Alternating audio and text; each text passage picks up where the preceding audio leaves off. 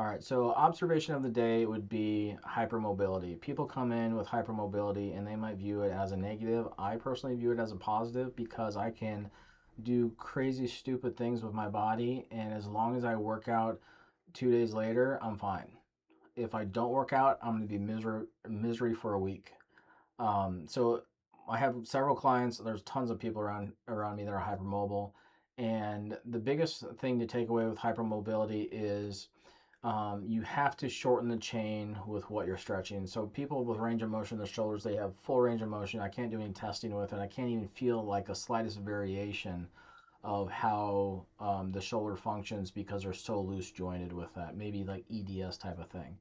But I can still muscle test the system, and I can also steal the pressure gradients of the body.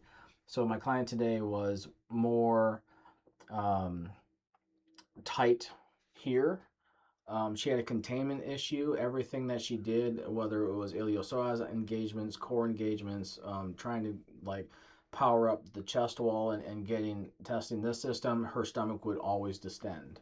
So having that stomach distension creates a containment pattern that has a outlet that it's not supposed to have.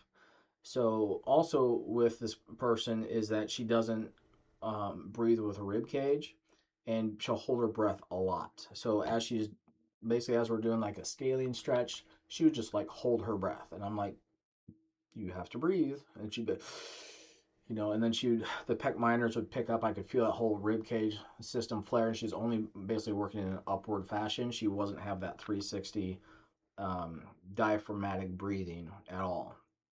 So we worked through her whole system. We did supine and then prone, and then we went sideline, and we really anchored in on stretching out this portion in a really hard stretch. Like she was almost like Gumby, like really stretching out, but she could feel a deep stretch, usually that like kind of spiral line fascia system release. And then we did a, a really deep scaling stretch through here. We had a towel underneath the back part of her upper back, and then we just put a lot of pressure on the chest and just let her feel into the stretch wherever that was at. It was always a deep sensation and never a skin pull sensation. And with that, then as she started to breathe, then she started to go from that upper rib cage breathing to a 360 diaphragmatic breathing. And for her to be able to do that within a 90-minute session is pretty cool.